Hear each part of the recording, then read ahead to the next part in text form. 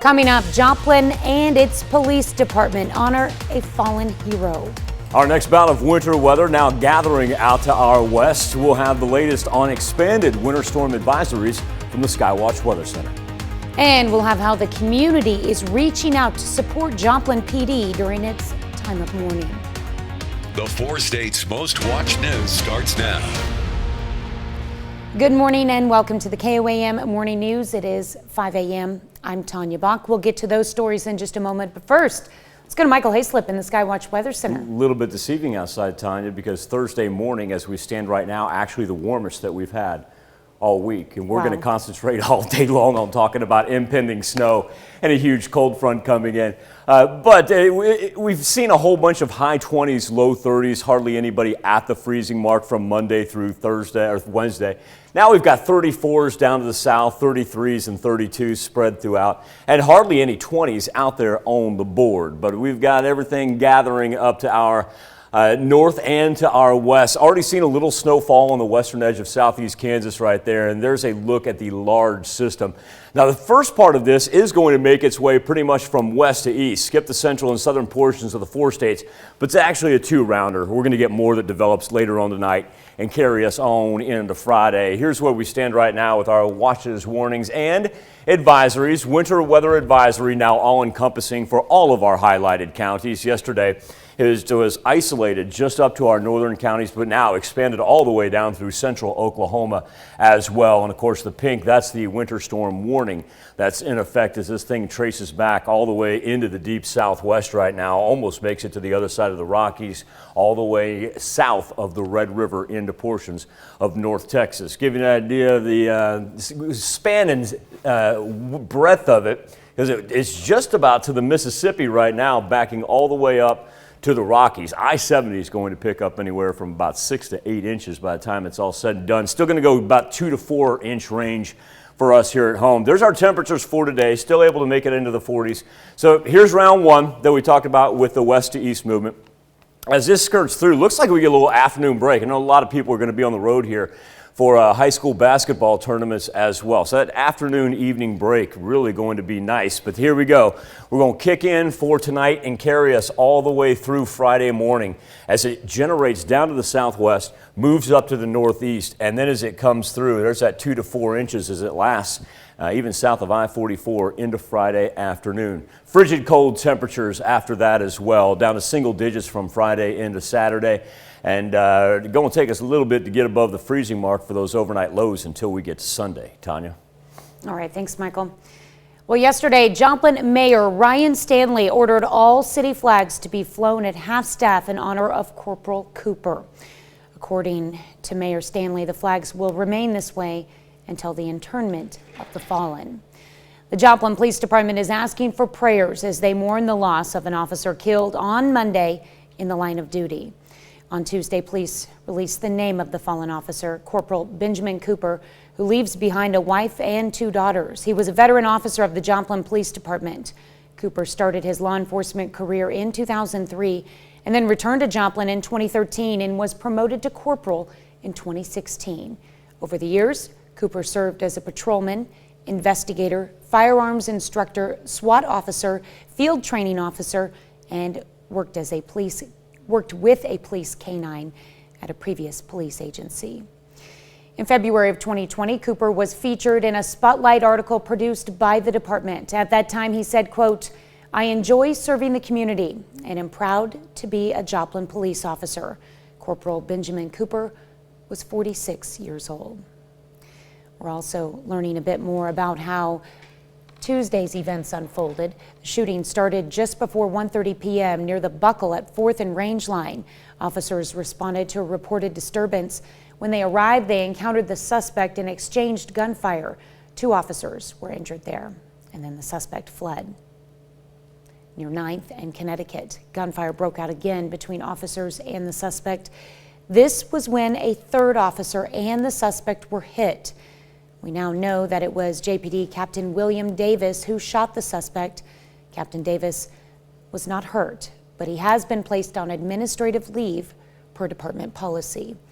Authorities have not yet released the names of the 2 officers who remain in the hospital. However, They did release more information about them yesterday during the press conference. Officials identified the suspect as 40-year-old Anthony Felix of Joplin. Felix died of his wounds. Missouri court records show he pled guilty in 2021 to driving violations and drug paraphernalia charges. Court records indicate he was homeless at that time. But prior to that, court records in Arizona show a much more extensive criminal history. His crimes included solicitation of burglary in 2002, escape in 2003, theft in 2005, armed robbery and flight from law enforcement in 2009, and aggravated assault in 2019. During his time behind bars, he was found guilty of 23 disciplinary infractions. As the Joplin community recovers from Tuesday's shooting, it's also bringing people together. KOAM's Bronte Sorotsky has more on ways local businesses are showing the police department they care. Last 24 hours, the community of Joplin has been voicing their thoughts in ways to help our local law enforcement. While some area businesses are offering ways to show support. We just want to do absolutely anything we can possible to help them get through this trying time. Joplin has always been a resilient town, and when the unthinkable hit Joplin on Tuesday, it didn't take long for the community to step in. We did have the massive tragedy of the Joplin tornado, and throughout everything, we always seem to come together and manage to come out on top. And I know that that may not be the same exact way with this, but I know that Joplin will always overcome. The Beaten Path Coffee Shop is offering free food and drinks to Joplin law enforcement through the month of March. Maria Hodges says it's the least they can do after Tuesday's officer-involved shooting. A cup of coffee may not be a whole lot, but if it can help them get through a shift, then that's the least we can do for them. They aren't the only business in Joplin extending support to law enforcement. All Seasons Signs and Printing has been busy all night and morning, getting signs ready to give out to the community so people can show their support. We're going to print yard signs, and we're going to print the decals. They're right here behind me.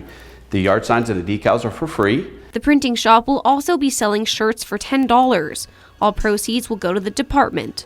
On them, a clear message: lean in. When our mayor, Stanley, said, Joplin, lean in, that really resounded with us. And so our designers took it and they went with it, and it says, lean in, hugs and prayers, love, JPD. Both establishments' management say they know someone with ties to the department. This cause hits close all around. Each one of us have had some connection in some way. We do have workers that here that had family members that were involved there. We do have some special, very special people dear to us that work at the police department, and this is extended in honor of them and of our fallen as well. Through these acts of kindness, the community aims to show their appreciation and support for the Joplin Police Department. One sticker, sign, or cup of coffee at a time. Bronte Sorotsky, KOAM News. Well, blow out that old Nintendo cartridge because it's National Mario Day. Today celebrates the iconic character from the popular video game series. Although it celebrates the character we all know and love, Mario has a long history. Originally known as Jumpman in the Donkey Kong game from 1981, one of my favorites, he was a carpenter and not a plumber. However, in '85, that's when Nintendo switched him to be the iconic plumber who saves the princess. Mario is also credited with saving the video game industry after the atrocity known as E.T. for the Atari happened. Remember that thing, the Atari, Michael? Mm-hmm. Two places I want to focus in on today. Those are going to be Hutchinson and Manhattan. And I mean that outside the 4 states, just because I know we're going to have an inordinate amount of 4-staters traveling to those said destinations, and they're going to get snow before we do. We're seeing some light snow come down for our northern counties, working its way west into southeast Kansas, but especially Manhattan along I-70, where we're looking at easily 4 to 6 inches as this thing is going to train right across the interstate, really from about state line all the way to KC, and then make its way through central Missouri as well. So We will keep a close eye on those two locations as well as the 4 states this morning. Temperatures right now 30 to 34 degrees. Here's our weather trend. Afternoon temps not going to be too bad. So let's talk about the snow that's headed our way. There's round 1 this morning. Then we get a little afternoon break. Round 2 for tonight. That's that elongated band that's going to be able to drop some pretty good snow totals on us. Look up to the north here, or we'll probably roll anywhere from about 4 to 7. 2 to 4 is going to be the most popular number. Tapers off to 1 to 2 there as you work out to the southwestern portion. And then frigid cold temps, dangerously cold temps overnight. All right, well, it's coming. Be prepared. That's a look at this morning's top stories and weather in our first 7 minutes. Coming up on the KOAM Morning News, PSU gets a new basketball coach. Stick with us. We're going to tell you who this familiar face is. Plus, Russia attacks a hospital in Ukraine. President Zelensky is outraged, calling the attack genocide. And people born between 1966 and 1977 might have a lot more in common than they thought. We'll explain. You're watching the KOAM Morning News. More real news in the morning. We'll be right back. Pittsburgh State men's basketball with a new head coach and a person who's kind of familiar with this area of Kansas. On Wednesday, PSU announcing the school has hired Missouri Southern's Jeff Boschee to be the new leader of the men's basketball program. That's right. That's right. Boschee spent 8 seasons at Missouri Southern, won more than 60% of his games, went 151 and 86 overall. Boschee led the Lions to 3 state national tournament appearances from 2018 to 2020 and will be officially introduced as Pitt State's next basketball coach later this month. It's tournament time for the Missouri Southern women's basketball team. The Lions just 1 day away from playing in the NCAA Division II National Tournament for the first time since 1996. Lions hit the road to Hayes yesterday afternoon, getting there, not having to worry about any weather conditions. Southern, the number 4 seed in the Central Region, and facing 5th-seeded St. Cloud State in the first round Friday night. It was just 1 year ago. This team was 9-14, their 5th straight losing season. It has been a wild and quick turnaround from that to a conference championship and now a trip to the national tournament. We had a couple missing pieces to our puzzle, and I feel like now it's like the puzzle's full.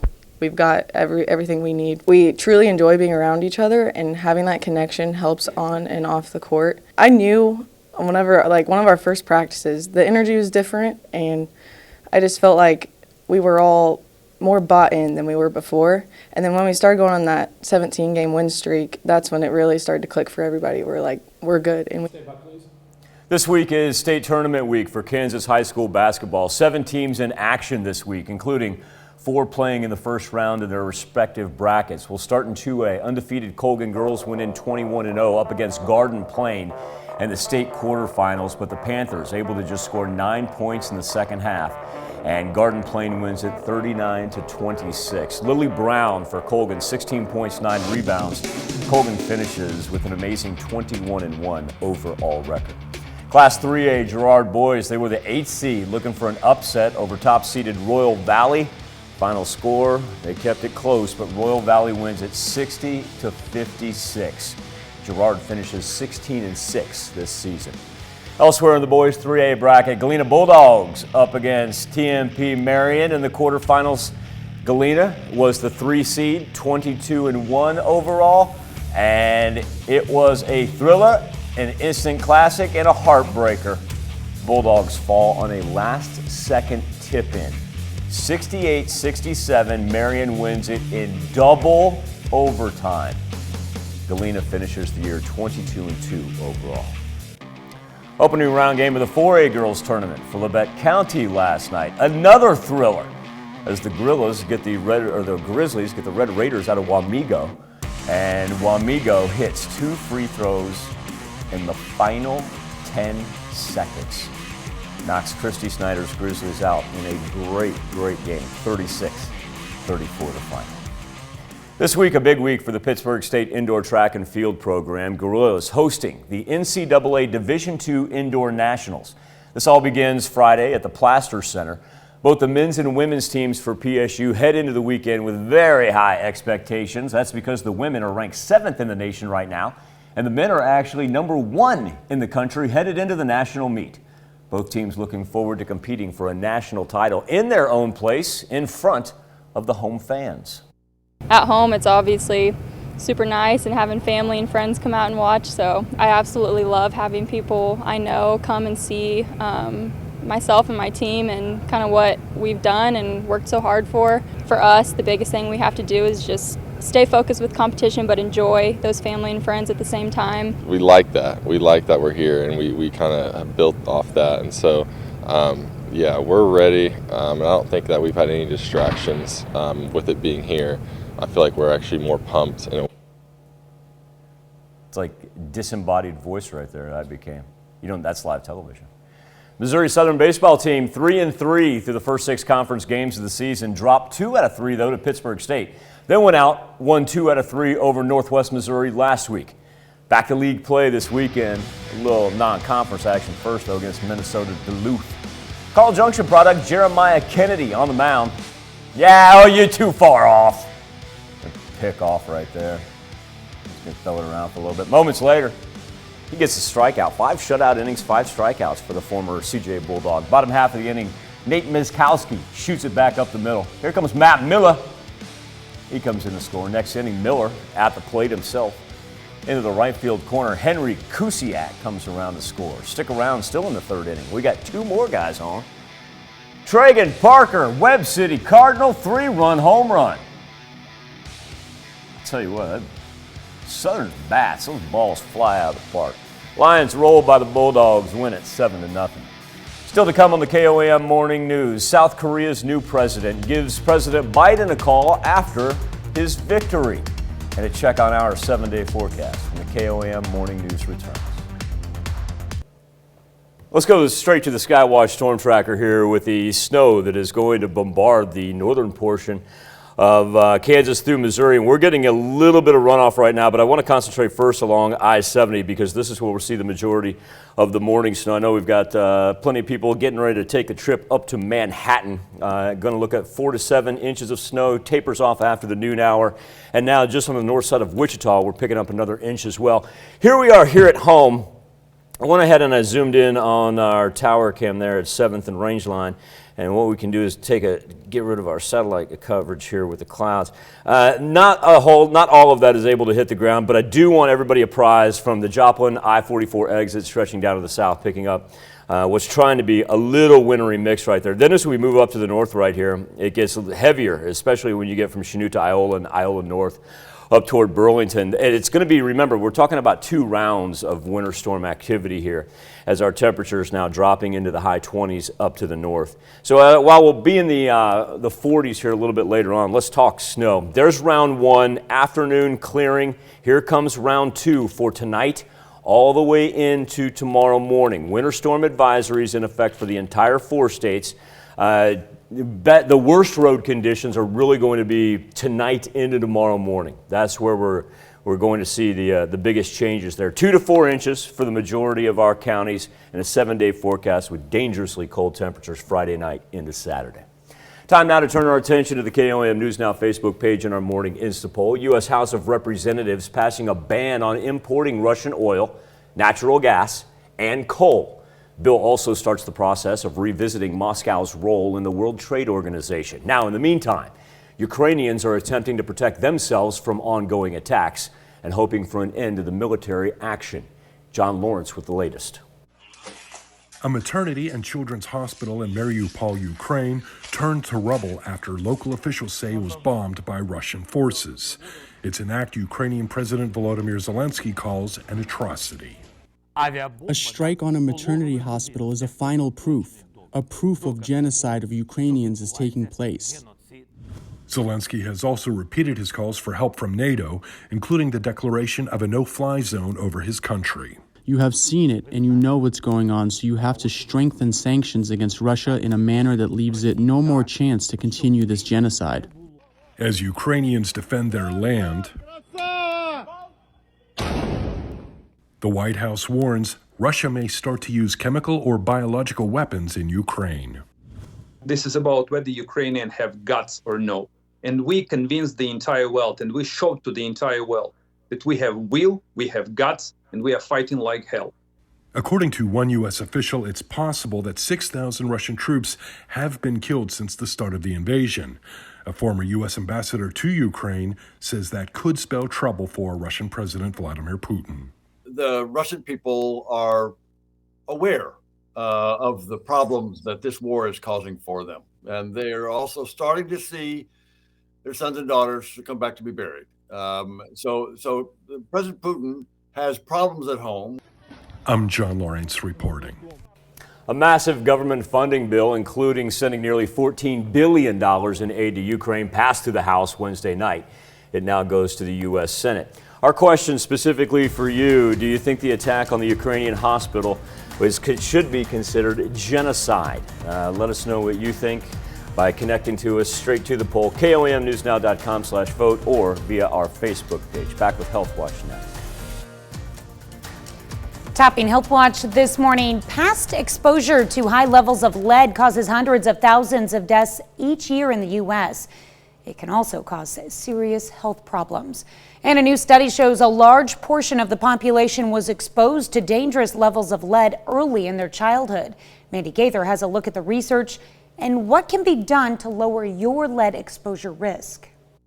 It's highly dangerous and extremely preventable. Exposures to high levels of lead is more common than you may realize, according to a new study published in the Proceedings of the National Academy of Sciences. Finding that almost 50% of the U.S. population was exposed to elevated lead levels when they were children is, just simply eye-popping. The study's co-author says 3/4 of those born between 1966 and 1975 had blood lead levels more than 4 times higher than the current threshold for lead poisoning. Being exposed to extremely high levels of the toxin can cause death, but lead poisoning can also lead to health problems, including anemia, kidney, and brain damage. The average person in the U.S. essentially is lost 2.5 IQ points. It's just remarkably large, the deficit that we have in the U.S. Young children are especially at risk. Now, the most common sources of lead exposure in the U.S. are paint and soil in homes, especially ones built before 1978, says Dr. Aparna Bowl with the American Academy of Pediatrics. If there's peeling paint or chipping paint, either in the interior or exterior, that's something that needs to be addressed. If you have a young child in the house, it's a good idea to take your shoes off before you enter your house. Bowl says to wash off toys and hands before preparing food and run cold water for a minute before drinking it or mixing formula. That can also help minimize lead exposure. Well, for the study, researchers analyzed data from 1976 to 2016 on lead exposure from the CDC's National Health and Nutrition Examination surveys. To estimate lead exposure before 1976, researchers used data on leaded gasoline consumption, archived by the U.S. Geological Survey. Well, plant lovers might be breathing clean air even in their homes, according to a new study.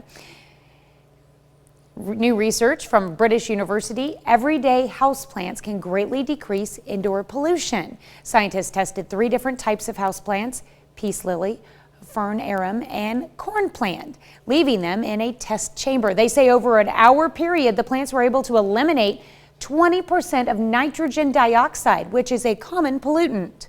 Researchers still are not certain how houseplants can do this and have plans to continue studying this. That's a look at some of today's top health stories. You're watching the KOAM Morning News. We'll be right back. Coming up, Joplin and its police department honor a fallen hero. Round number 1 already formulating up to our north. We're waiting round number 2 for tonight into Friday. We'll have the latest from the Skywatch Weather Center. And we'll have how the community is reaching out to support Joplin PD during its time of mourning. The 4 states' most watched news starts now. Good morning and welcome to the KOAM Morning News. It is 5:34. I'm Tanya Bach. We'll get to those stories in just a moment, but first let's go to Michael Hayslip. Jump right to it, Tanya, especially regionally speaking. We've seen a little snow from especially the Chanute-Iola line, haven't developed any slick spots. I know a lot of people are going to be making trips, especially through central Kansas today and up along I-70 for high school basketball. For those of you on the Missouri side, most of the games are either tomorrow, over the weekend, and pushing off to the east. So we'll spend a fair amount of time talking about our travel conditions up here in around Manhattan and in Hutch. Specifically, let's talk about our areas right here up to the north. That's where we've seen the majority of our morning snow, our 4 counties up to the north that were under winter weather advisories for yesterday. That's what we'll concentrate on. And then this afternoon into tonight, we'll talk about round number 2 that drops in. 32 degrees right now over 7th and Rangeline. Temperature is actually the best that we've seen from Monday through Wednesday, happening on the day that we're anticipating all the snow.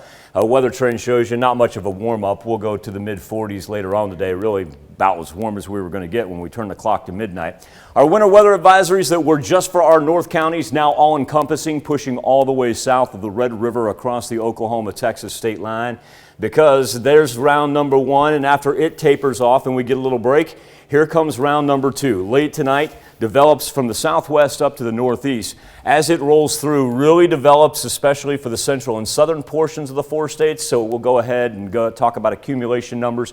Majority of our area, 2 to 4 inches. Get up to the north, that's where we're looking at the 4 to 7. We'll sit there in that 2 to 4 area. Elevated portions, especially as you push off to the Ozarks and the Ouachitas, that is going to be an increase probably around 5 inches, and then dangerously cold overnight. Make sure you've got that extra blanket should you have to be on the road for tonight into Saturday. All right, thanks, Michael. Well, yesterday, Joplin Mayor Ryan Stanley ordered all city flags to be flown at half-staff in honor of the late Corporal Ben Cooper. According to Mayor Stanley, the flags will remain this way until the interment of the fallen. A Joplin patrol car sitting outside the Joplin Police Department is a solemn reminder of the sacrifice and site of a growing tribute to Corporal Cooper. Over the past 24 hours, people have been bringing flowers to place on the car as they share their grief and honor the fallen officer. Those who knew Cooper point out he was more than an officer. He was a friend and family man. His passing is hard on the community and especially hard on other first responders and their families. Joplin paramedic Dylan Mills, who is a father as well, was among those who came by to pay tribute. It's hard.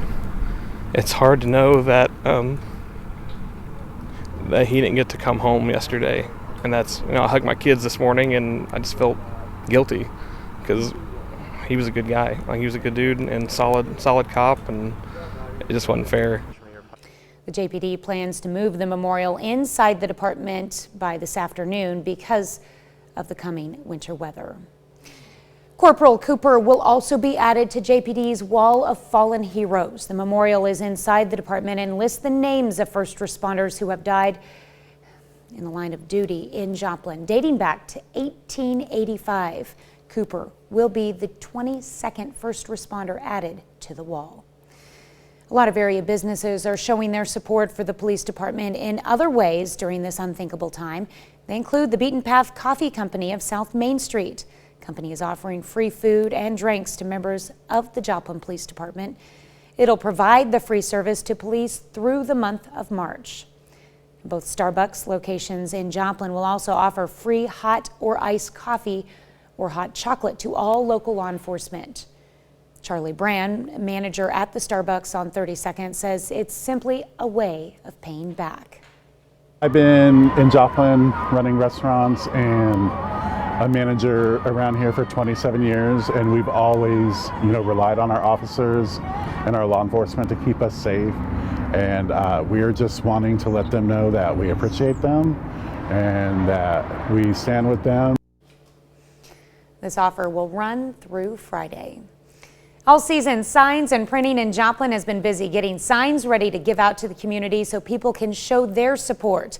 The printing shop will also sell shirts for $10 with all proceeds going to the department. On them, the words "Lean In," inspired by a remark from Mayor Stanley.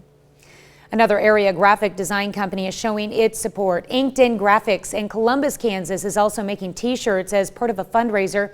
They haven't decided exactly where the money will go, but the shirts can be purchased through their Facebook page or website.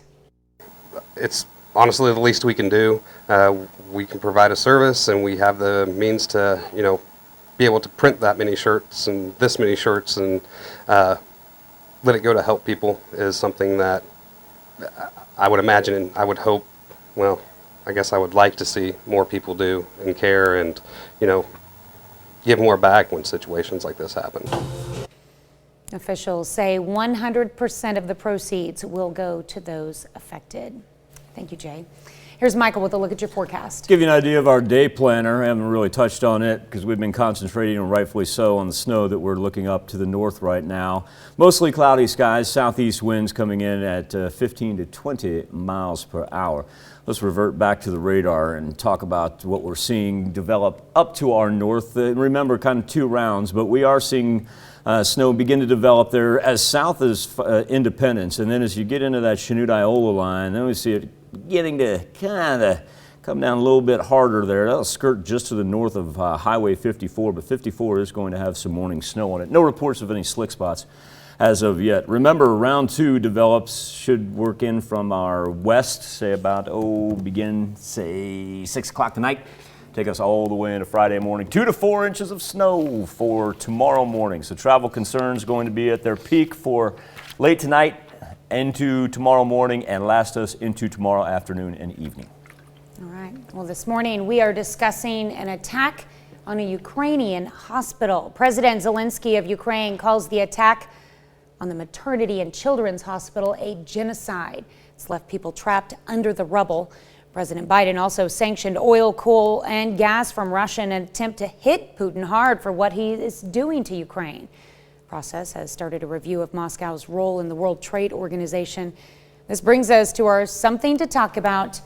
Specifically, do you think the attack on this Ukrainian hospital was genocide? Right now, Tanya, 100% of our respondents, that's right, 100% say yes, they do consider that attack genocide. You can connect to us each and every morning. Go directly to the poll, koamnewsnow.com/vote, or connect to us via our Facebook page at KOAM News Now. All right, thanks, Michael. That's a look at our top news stories. Coming up this half hour on the KOAM Morning News, a historic discovery in the ocean under the sea. We'll tell you what it is. Plus, innocent civilians end up trapped in a Ukrainian hospital after Russia attacks it. We'll have more on this story. You're watching the KOAM Morning News. More real news in the morning. We'll be right back. Topping World Watch, an atrocity. That's what Ukrainian President Volodymyr Zelensky is calling the Russian bombing of a maternity and children's hospital in southern Ukraine. And as Russian forces appear to be escalating their attacks on civilians, the White House is warning that Russia could use chemical weapons in Ukraine or manufacture a false flag operation that uses them. Cole Higgins has the latest. Gunfire rings out in once peaceful Ukrainian streets as heavily armed Ukrainian troops battle with advancing Russian forces.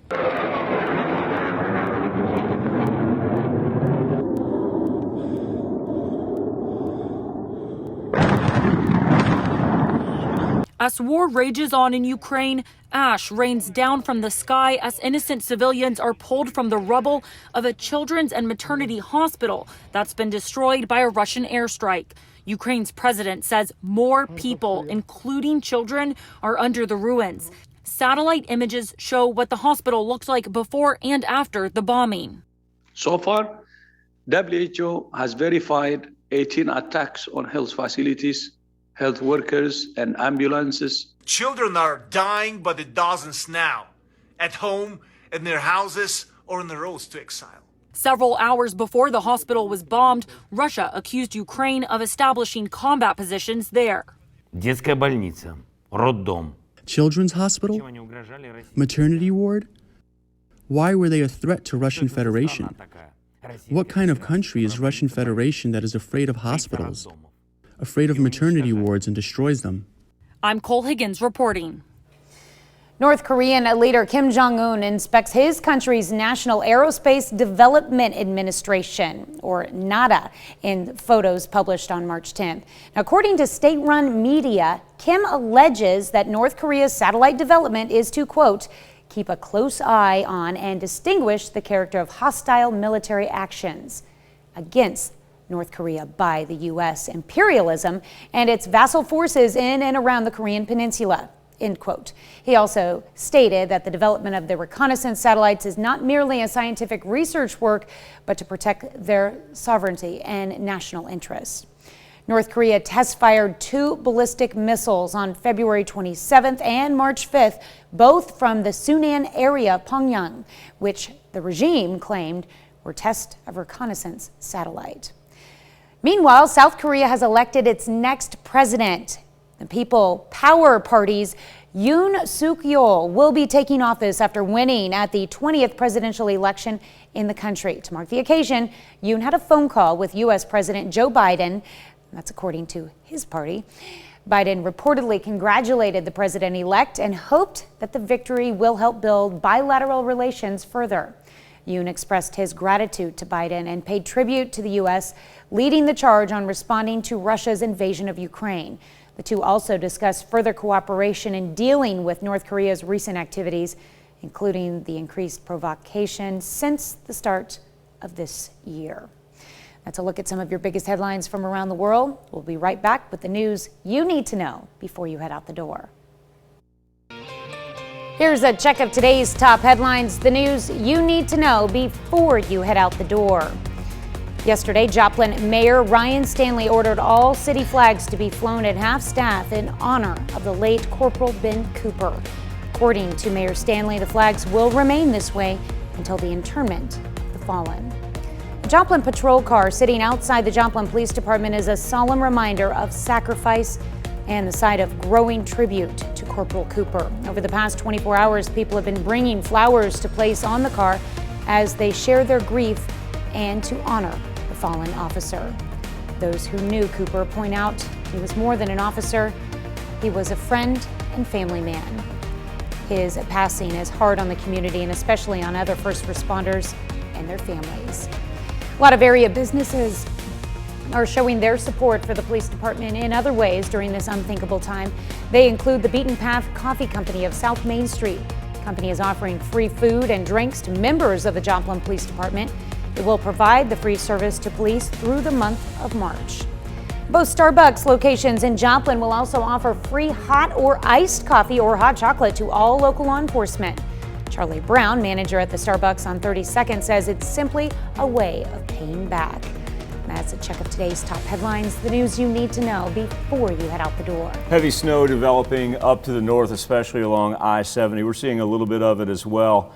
If you push up from Chanute to Iola, now some light flurries trying to work its way down to the south. Our travel conditions so far really haven't been affected. Of course, we know we're going to develop some slick spots, especially along Highway 54 and eventually I-49 as you move to the north. This is a 2-round affair, and that's why the winter weather advisories are in effect all the way until tomorrow afternoon. Give you an idea about what we're looking at for round 1 compared to round 2. Round 1 mostly stays to the north with the heavy snow. Afternoon break, then we reload for tonight. Work through from northwest down to southeast all the way through Friday morning. We'll get to your snow accumulation numbers here when we return after this. Scientists have found and filmed one of the most famous shipwrecks in history. More than a century after it sank off the coast of Antarctica, CBS's Tina Kraus has more on the story. And off to the starboard side slowly. These explorers spent weeks in Antarctica searching for a long-lost ship, sending underwater robots deep below the ice, hoping to make polar history. Their patience paid off when from a sea of darkness, cameras revealed a secret the ocean has kept hidden for over 100 years. Nothing surpasses the moment of a great discovery, and this was a great discovery. The discovery of Endurance, a 144-foot wooden ship that sank in 1915, perfectly preserved and frozen in time. The wood is as fresh as the day the ship went down. You can see her paintwork, you can see the bolts, you can see the ship's name. You know, Endurance curved across her stern, and beneath it the great 5-pointed star. Scientists found the ship nearly 10,000 feet underwater and just 4 miles from where crew logs show it went down. Those white circles are dinner plates left behind. I've never, ever seen a wreck anything like as beautiful and as inspiring as this one. British explorer Sir Ernest Shackleton and his 27-man crew managed to escape the ice-trapped ship. But it was a 10-month ordeal. They camped on sea ice until it melted and they could use lifeboats. People will see those images and will connect to this extraordinary story from our history, the greatest story of Antarctic survival of all time. That led to one of the most challenging shipwreck searches in history. Tina Krause, CBS News. The shipwreck is protected as a historic site and monument, so it cannot be touched or disturbed in any way. The search for Endurance, which cost more than $10 million, was paid for by a donor who wants to remain anonymous. We'll be right back. Snow for our counties now on the ground just to the east of that line from Chanute up to Iola, moving its way toward Fort Scott. So Highway 54 and I-49 both going to play a role in our morning traffic. Skywatch Storm Tracker, heavy snow up toward Kansas City. They're already telling everybody to stay off the roads and stay at home up toward KC. 2 to 4 by the time it's all said and done. Remember, it's 2-round affair. Round number 1 this morning, afternoon break. And we'll break down our timeline for tonight when we return right after this. Coming up, the city of Joplin honors a hero fallen in the line of duty. Round 1 of winter weather beginning to make its way into the 4 states, and we've got round 2 on the way. We'll have the latest from the Skywatch Weather Center. And the community reaches out a collective hand to support the Joplin Police Department.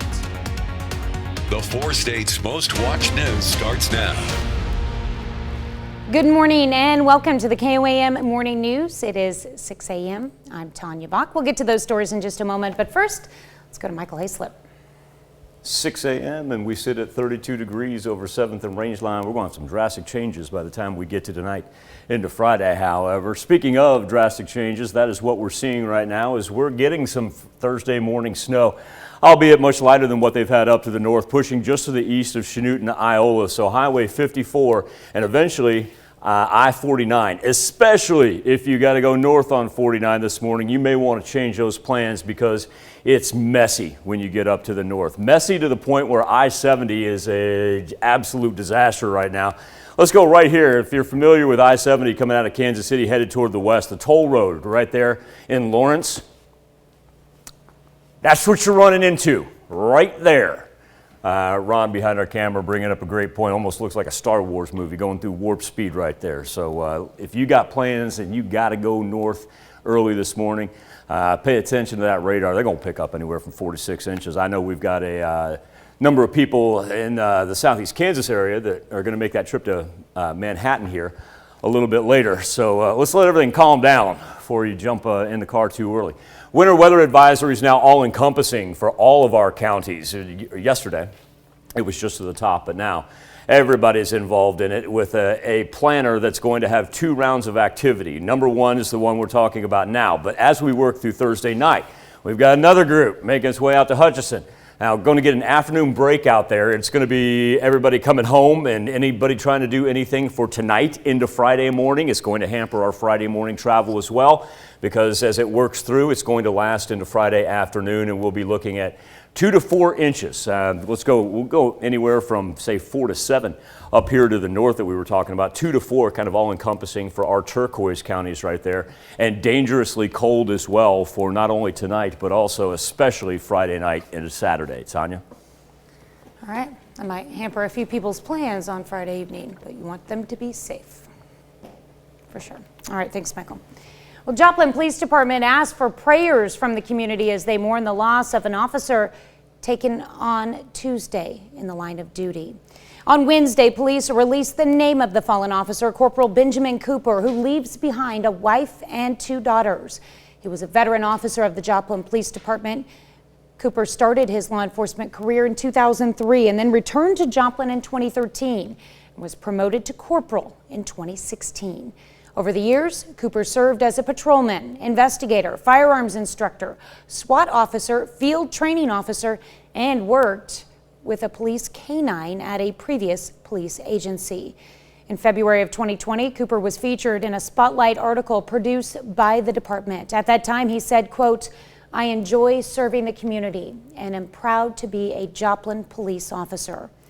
Corporal Benjamin Cooper was 46 years old. A patrol car outside the Joplin Police Department has become a solemn reminder of sacrifice and has turned into a growing tribute to Corporal Cooper. Over the past 24 hours, people have been bringing flowers to place on the car as they share their grief and honor the fallen officer. Those who knew Cooper point out he was more than an officer. He was a friend and a family man. His passing is hard on the community and especially on other first responders and their families. Joplin paramedic Dylan Mills, who is a father as well, was among those who came by to pay tribute. It's hard. It's hard to know that that he didn't get to come home yesterday, and that's, I hugged my kids this morning, and I just felt guilty because he was a good guy. Like, he was a good dude and solid cop, and it just wasn't fair. The JPD plans to move the memorial inside the department by the afternoon because of the winter weather approaching. Well, since the tragedy, many area businesses have expressed their support for the Joplin Police Department in their own ways. The Beaten Path Coffee Company of South Main Street is one such business. The company is offering free food and drinks to members of the Joplin Police. It will provide the free service to police through the month of March. And both Starbucks and Joplin have begun to offer free hot or iced coffee or hot chocolate to all local law enforcement. Charlie Brown, manager at the Starbucks on 32nd, says it's simply a way of paying back. So I've been in Joplin running restaurants and a manager around here for 27 years, and we've always, relied on our officers and our law enforcement to keep us safe. And we're just wanting to let them know that we appreciate them and that we stand with them. This offer will run through Friday. On the other side of the world, a maternity hospital in the besieged port city of Mariupol has become the most recent target of Russian aggression in the war in Ukraine. Video shows soldiers and rescue workers rushing to remove pregnant women away from the destruction. Ukrainian officials are also sounding the alarm on the captured Chernobyl nuclear power plant, warning that it has been disconnected from the power grid. This comes as both Ukrainian and Russian foreign ministers are scheduled to meet in Turkey today. It'll be the highest level talks since the war began. We'll have more details on the war in our next half hour.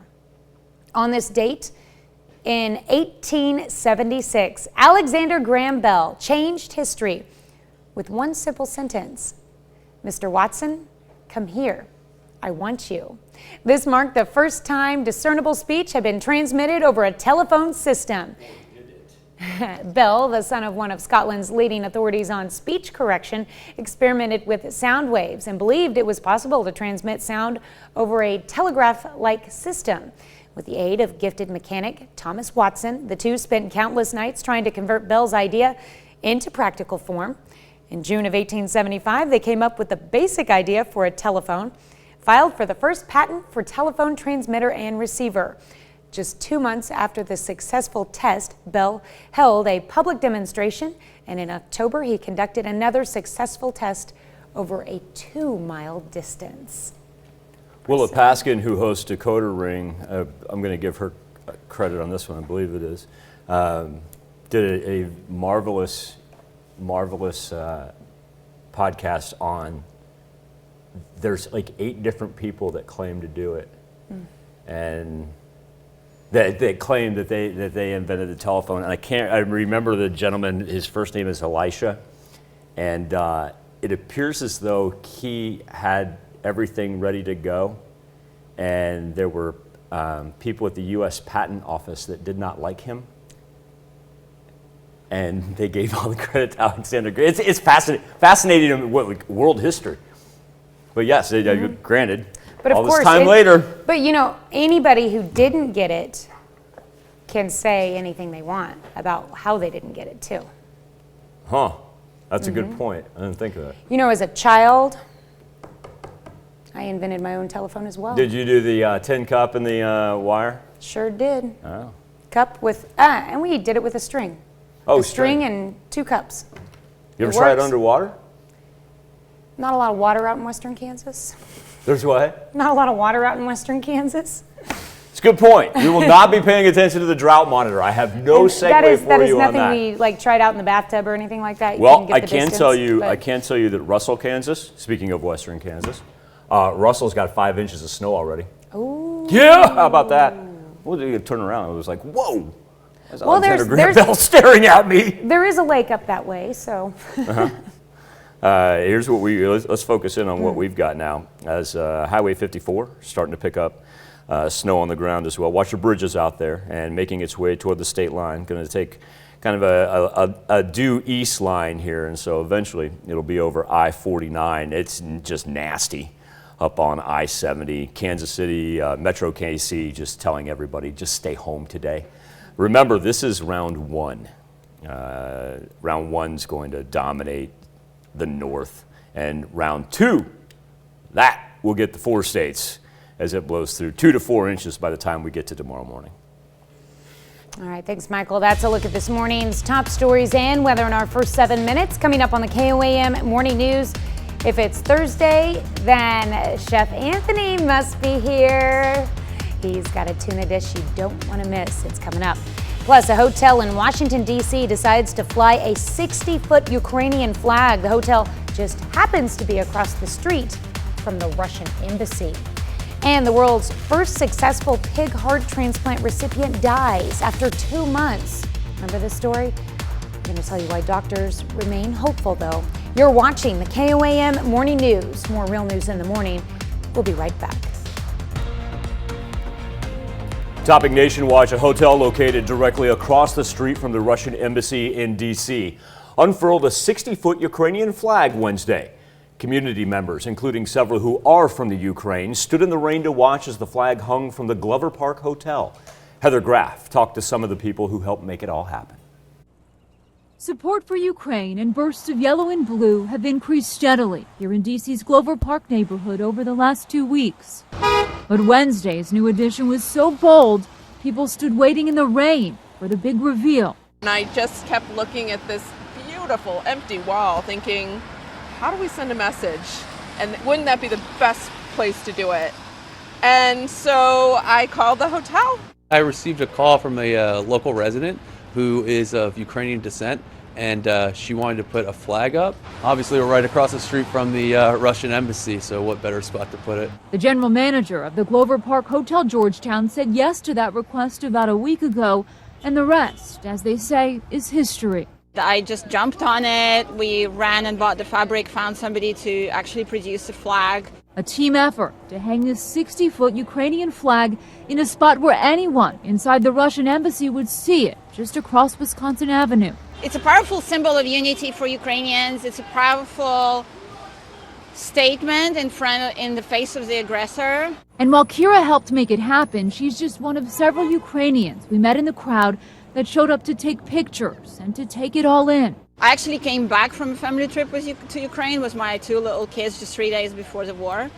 So this is all very raw in my mind, in my heart. She also told us many of her loved ones are still there. My family is in Kiev, and my mother refuses to leave. But Kira says this supersized show of solidarity is a small comfort. Just thank you. And a reminder that they're not alone. Thank you for coming out and supporting us. It's great that we were able to do it. Hotels donating proceeds from some of Wednesday's food and beverage sales to the National Bank of Ukraine's fundraising account for humanitarian assistance. House of Representatives passed a $13.6 billion emergency aid bill for Ukraine Wednesday. Excuse me, money set aside for defense, economic assistance, and humanitarian aid. Also, $4 billion to help refugees, as well as provisions to enforce sanctions against Russia. In addition to demonstrating support for the Ukraine, the House passed a stopgap bill extending government funding through Thursday. Now, legislation moves to the Senate, where the race continues to meet the Friday midnight deadline to keep the U.S. government running. A key member of the Trump White House, who is being accused of election fraud, is now facing another accusation.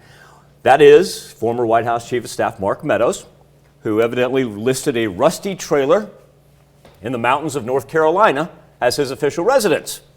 Now, under North Carolina law, a person must have lived in the county where they're registered 1 month before an election. Now, the previous owner says Mark Meadows never lived in that building. In fact, the previous owner says Mark Meadows never spent a single night there. Now, if it can be proven, Meadows and his wife could be guilty of perjury and could be prosecuted for voter fraud. No response from the former White House chief of staff as of yet. So look at this morning's top national stories. We'll be right back with Chef Anthony in Studio K right after this. Welcome back. We've got Chef Anthony in the studio this morning from the PHS Culinary Department, joining us to make us a Lenten-friendly recipe. And this morning we're focusing on tuna. Yes, this morning we're going to do tuna tartare. It's a beautiful build for some beautiful tuna, and you can pick up the tuna here in town at Simon Market. They're absolutely exquisite. I had one yesterday. Actually, I had 3 yesterday. So I don't know if I've ever had a tartare, but from what I know about it, it's raw meat. It is raw meat. Okay. So you need a good piece of fish, a high quality piece of fish to begin with. Just like if you were going to do it with steak, you need a high quality piece of steak so that you make sure that you're not going to get sick off of it. And if you trust your fishmonger or you trust your butcher, then you're in good shape. Because most of them, once they know you trust them, they're not going to do anything to you. I would hope not. So we're going to start with some ginger. Fresh ginger shredded and ground down, little toasted sesame oil. And we have some rice wine vinegar, some lemon juice, and a little bit more lime juice, excuse me. And I'm going to add just a little bit of vinegar, regular vinegar. Now I'm going to go. Lemon juice, lime juice, and vinegar. Yes. I want to make sure, because the citric acids will help cure the fish just a little bit for you. And then all I've done here is I've just taken a nice tuna steak and I've chopped it down real small fine pieces. Okay. So I can build it up. And it makes it easier when you go to put it actually on the cracker and serve it. So I'm just going to kind of mix this around a little bit. I was just thinking, you don't have a spoon to stir with, and then... No. You want to be very delicate with this because it is so fine. You don't want to tear it up. So using your fingers, you can kind of feel it and make sure that you don't lose anything. Oh, you can smell the vinegar mixing in with it. Oh yes, it's beautiful. So now I have it mixed. I'm going to add just a little bit of sesame seeds for a texture. Okay. And I'm going to mix that up in there as well. Okay, there we go. And now I'm going to take it and I'm going to put it right into the bottom. Now you want to scoop this out. You don't want to pour it. You want to scoop it out, kind of give it just a little squeeze. Let all the water and the juices, everything just kind of come out of it a little bit. And then I'm going to pack it down in the bottom of my dish. Fine line between mixing it and, squeezing it. You don't want it to be mush. Exactly. You still want it to have its look and its texture. You want to just give it just a little bit, and it's going to mold a little to your hand. You'll feel when it starts to push back a little bit, and you'll know if you've gone too far. So give it just a little bit. And I'm going to put it right down in here, and I'm going to use this dish for plating because I want to see it build up. Do you know where the Simon Market gets most of their fish products? Springfield Grocer for a lot of their products, and most of their stuff is local. So all their beef is local beef. Right. They have Wagyu beef from Colorado available, which is almost unheard of in this area, but it's really good stuff. My students flip when I bring that into class. So I'm going to switch gloves, and I have diced down avocado. All right. Diced down cucumbers. Yummy. I'm going to add just a little bit of garlic in here, just like so. Peppers, your choice, but cut them thin. And see, I cut this very thin so that you don't have to worry too terribly much about the amount of heat, but it gives a nice little subtlety. I have some fresh herbs. Chef knows that I like spicy things, so he always makes sure he includes that spice ingredient. Oh, I love the spice. A little salt, a little pepper.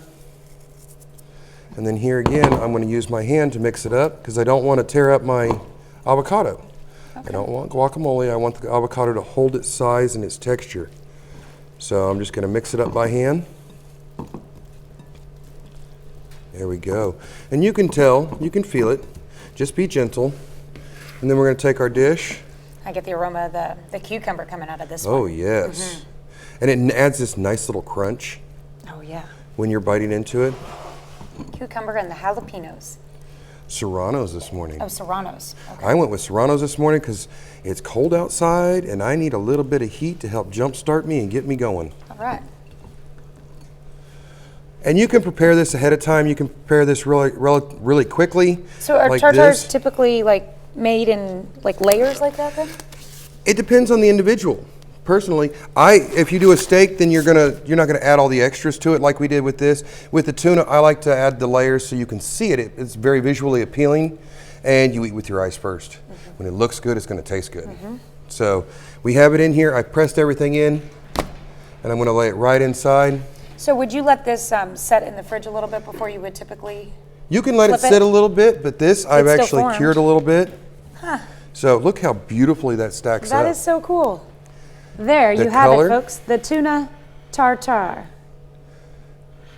And for Lent, if you're going to have a party towards the end of Lent, this is wonderful to do inside of it. And serve it with a cracker, serve it with toast points, pita chips, especially if you do them yourself and toast them in your air fryer. It's wonderful on there because the pita texture is just insane. Okay, that's probably too big of a bite.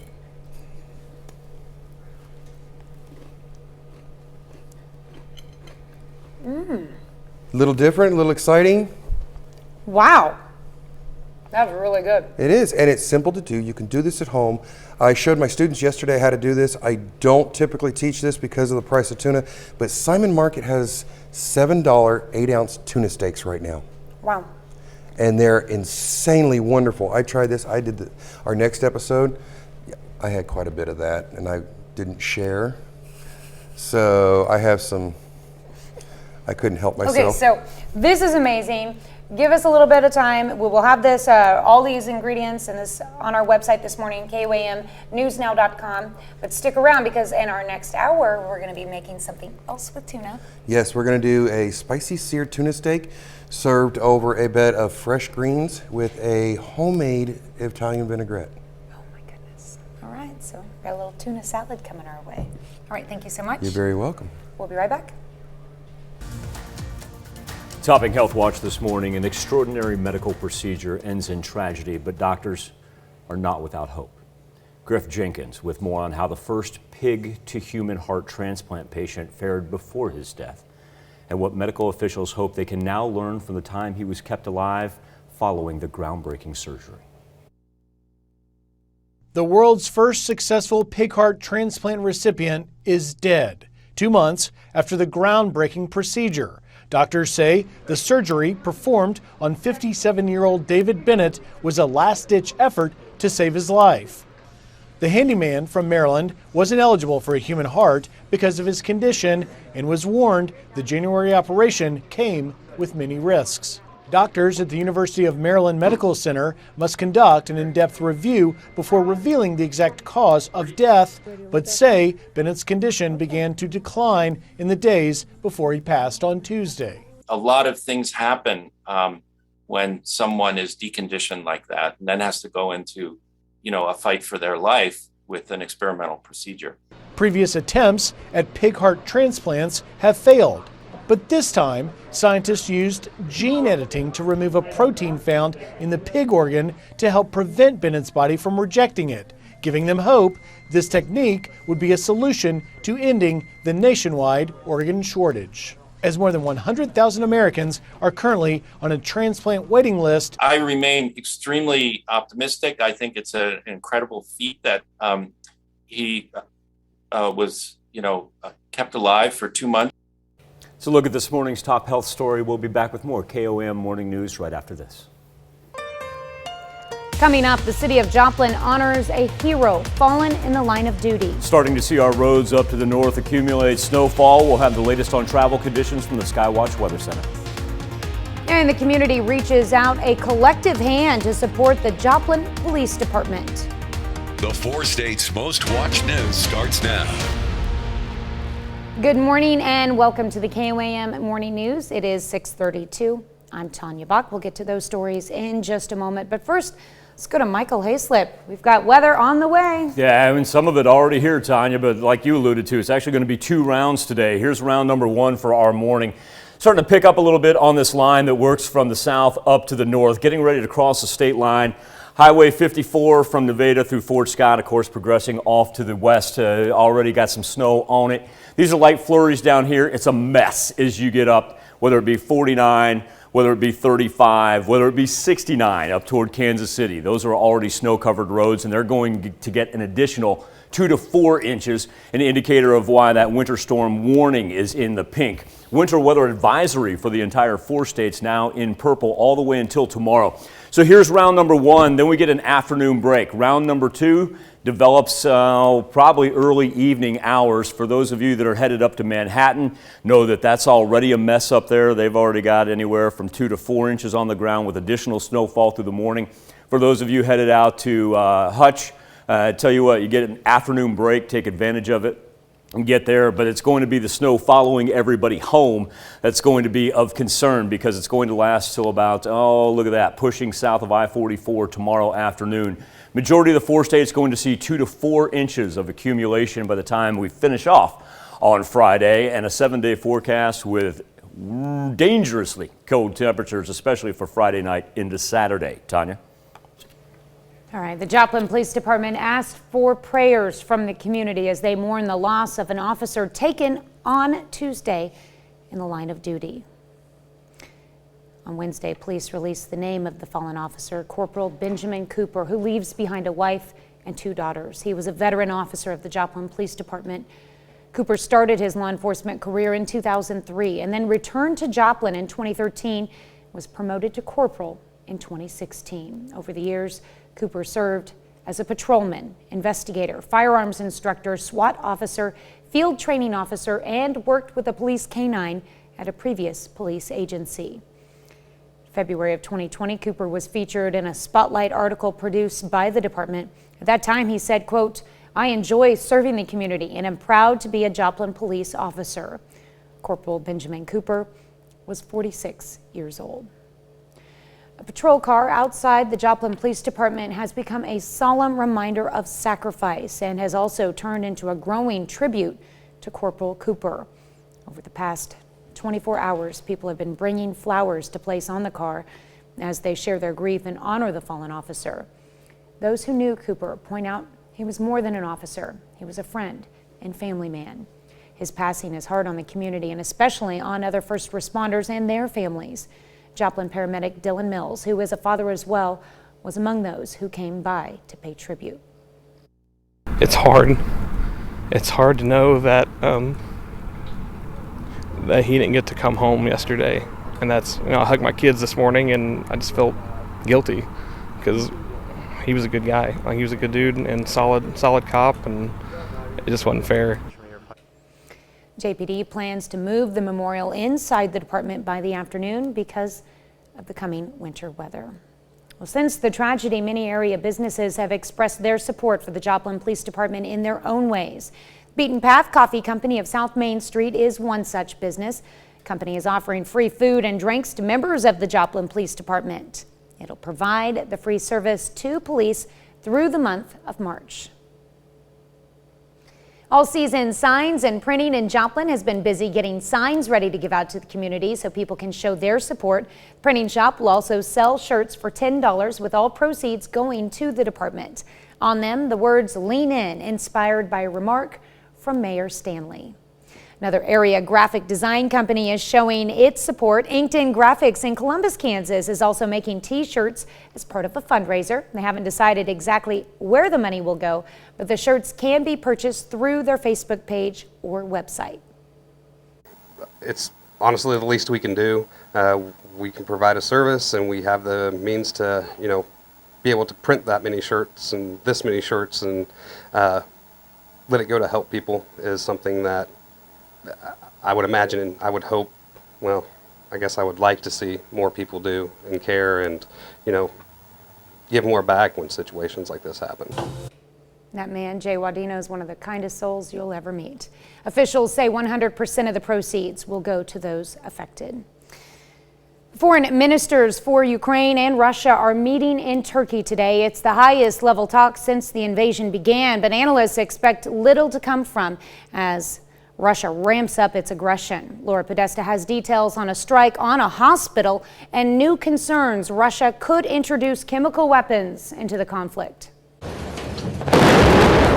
A maternity hospital in the besieged port city of Mariupol became the latest civilian target hit by Russian forces.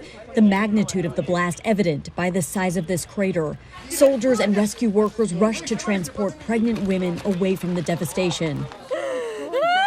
Ukraine's president called the strike a war crime. It is horrifying to see the type of the barbaric use of military force to go after innocent civilians. The White House is now warning the Kremlin might be planning to use biological or chemical warfare to create a false flag operation to then blame on Ukraine and the U.S. Ukrainian officials, meantime, are sounding the alarm on the captured Chernobyl nuclear power plant, warning it's been disconnected from the power grid. The International Atomic Energy Agency says there has been no critical impact. Nuclear power experts insist the risk of a radiation leak is extremely low. Now, these reactors have been turned off for a long time. So they have cooled down. The residual radiation, the residual heat that's generated has decayed away. And as a consequence of that, the reactors are no longer in danger of melting down. This all comes as Russia struggles to make ground. A U.S. official estimates 5,000 to 6,000 Russian soldiers may have died in the first 2 weeks of battle, though caution those numbers are difficult to verify. Laura Podesta, CBS News. Vice President Kamala Harris meets with the Polish president and Canadian Prime Minister today to discuss Ukraine aid and refugees. Well, play ball. On this date in 2006, the Cuban national team is invited to Puerto Rico to play in the inaugural World Baseball Classic. Despite being a national pastime, professional baseball had been abolished in 1960. Add to that a trade embargo placed on Cuba by the United States, and Cuban baseball remained largely in isolation from the rest of the world. This set the stage for the 2006 World Baseball Classic. United States, Dominican Republic, Venezuela, and Puerto Rico all had rosters amounting to all-star teams, and many felt Cuba did not stand a realistic chance. They made it to the finals, but lost to Japan. And while Cuba lost the game, they proved they could compete on a world stage. I'd take umbrage with one thing, and that's that we did not field an all-star team. We fielded a team of minor leaguers and college kids. There you go. Cuba actually had guys that would go on to play Major League Baseball, open up the doors for the international draft. It was a great thing for that country and for those ball players. Future Track Round 1 moving through right now. We're already seeing some snow along Highway 54, I-49, and Highway 69 as you move to the north. Round 2 develops this evening. 2 to 4 inches of accumulation of snow as it progresses all the way through Friday afternoon. And just want everybody on their toes for tonight and especially tomorrow morning. That's a look at our top news stories coming up this half hour on the KOAM Morning News. 2022 continues to be the year of the Great Resignation as job positions across the country sit unfilled. Plus, a maternity hospital in Ukraine becomes the latest target of Russian aggression. We want to know if you think this rises to the level of genocide. We'll let you weigh in. We'll be right back. In Consumer Watch this morning, the job market remains strong, and a new report shows Americans continue to resign at a high rate. Naomi Ruckham reports. I have a lot of jobs that I could go work at right now. Gabby Moore says she recently quit her job in the food services industry because of a pay cut and being mistreated. They never even told me my wage was changing. They didn't warn me. They didn't say anything. I found out through a Facebook post. The Department of Labor says 4.3 million people quit their jobs in January, just under November's record of 4.5 million. And employers are struggling to fill positions. Job openings remain at near record levels. This North Carolina rec center needs workers and is getting a head start on summer. They're already trying to hire camp counselors. This year, we're predicting it to be very tough, with the way that things are now. When companies see these numbers, what can they do to make sure people don't quit or that they can fill the positions they have? Essentially, the easiest path is to pay more money. But Bankrate.com's senior economic analyst Mark Hamrick says it's not just money job seekers want. They really also want to have flexibility. And one of the top priorities is the opportunity to work remote or work from home. Now they're like, you can come in tomorrow. Moore now has part-time work at a hotel and the flexibility to add more hours if she wants. I'm feeling great. There's just so many easy ways to make money now that you don't have to go and be treated horribly. The tight job market is also leading to higher paychecks. Wages are up about 5% in the past year. Naomi Ruckham, CBS News, New York. That's it for Consumer Watch. Let's go over to Michael for something to talk about. Thank you, Tanya. This morning, discussing the attack on a Ukrainian hospital. President Volodymyr Zelensky calling the attack genocide.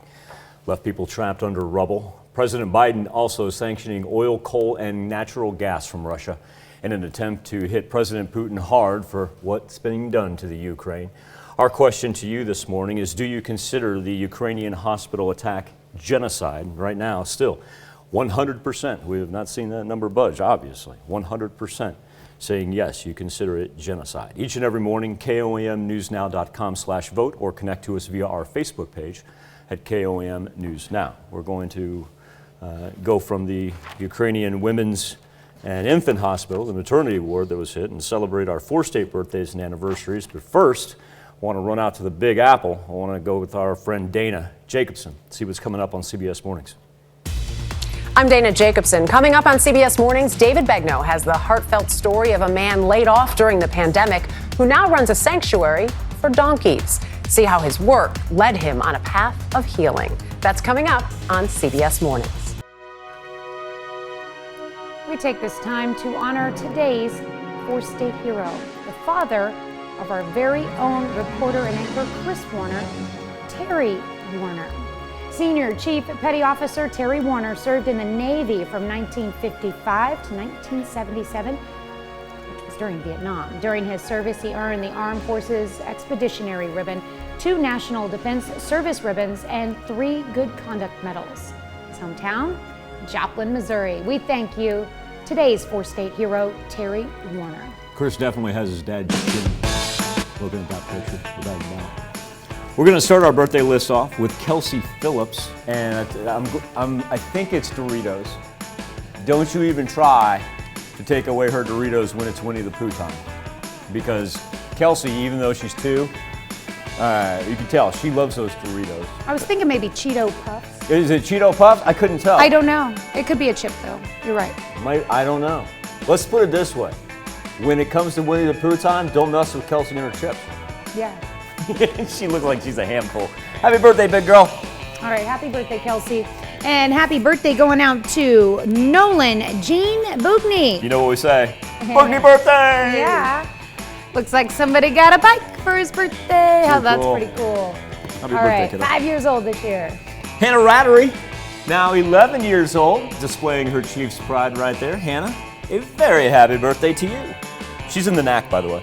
All right, and we've got a PCMS 7th grader turning 13. Welcome to the teenage years for Kaylee Brand. This kid right here, we claim him in the Hayslip clan. He's one of ours.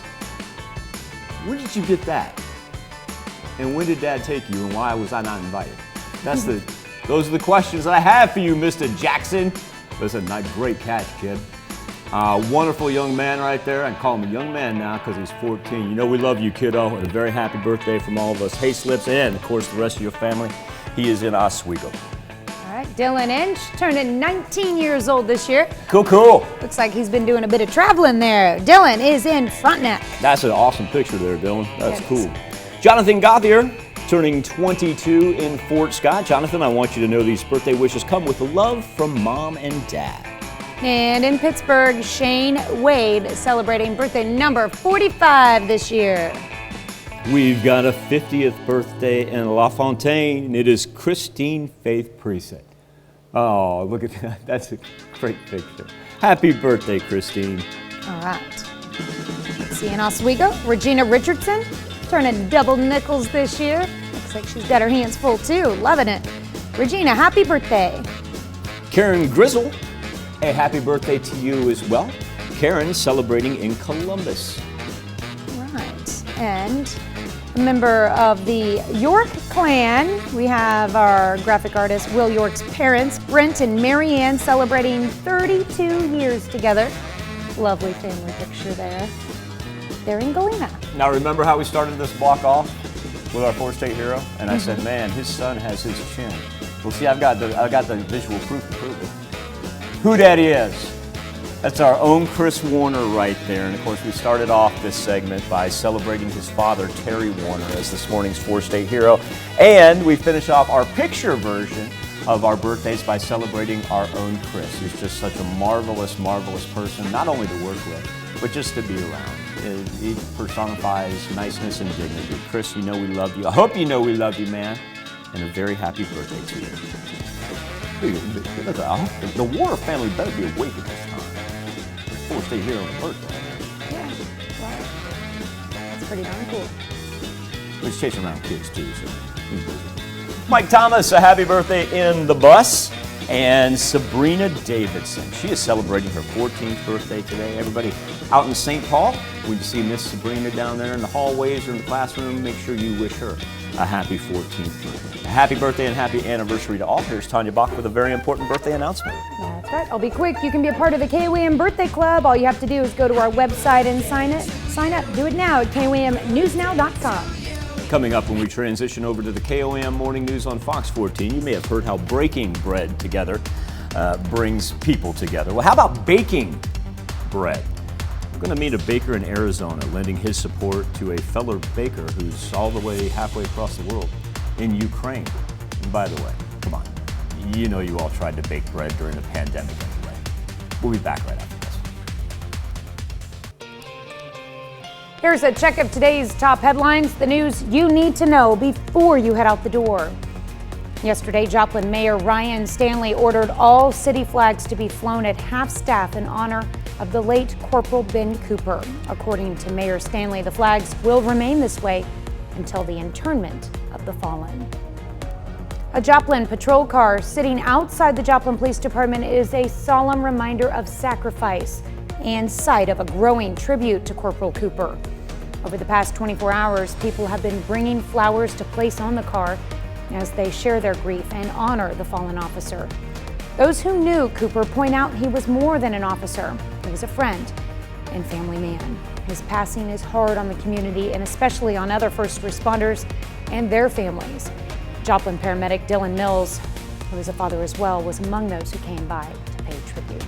And a lot of area businesses are showing their support for the police department in other ways during this unthinkable time. They include the Beaten Path Coffee Company of South Main Street. The company is offering free food and drinks to members of the Joplin Police Department. We'll provide the free service to police through the month of March.